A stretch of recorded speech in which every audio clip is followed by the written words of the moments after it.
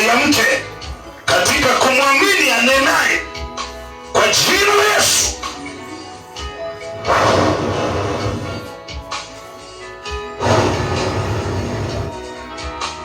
Jana nikawa napigiwa simu na mtu yuko Mwanza, naye alikuja Katoro, alikuwa amekuja kumhudumia ndugu yake, akasikia habari ya Chazi ni habari ya kutisha kidogo, akasema ninakwenda hapo.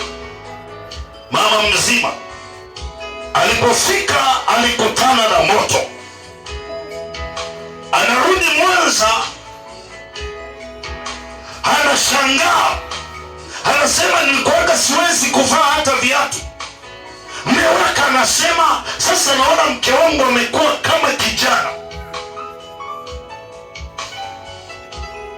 Wametembea sana makanisani, wameenda kwa waganga, na mume wake alikuwa ni Muislamu. Ilibidi wafunge safari sasa na gari yao kwa ajili ya kufika wote wafike waone. Yeye aishie milele akufanyie jambo lako, akufanyie surprise kwenye ndoa yako. Usijute wala usife moyo wala usimkatie tamaa huyo mtu.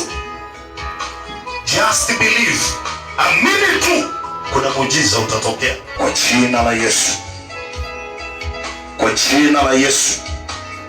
Coca-Cola kwa ajili ya kuja kwa ajili ya maombezi. Ni muda wako wa kupokea muujiza. Kama ulikuwa umekusudia kwenda Katoro ndo ukasikia niko huku umekuja, lazima urudi na muujiza wako. Sasa hivi natangaza badiliko kwenye maisha yako, kwenye maisha yako. Shirudiyeko hapa, shirudiye na tatizo, iwe nyumbani, iwe kwenye mwili wako, kwenye ndoa yako, kwa jina la Yesu, kwa jina la Yesu. Na Mungu na tatizo, nitafute pa kwenda, nitafute pa kwenda, nitafute pa kwenda, nitafute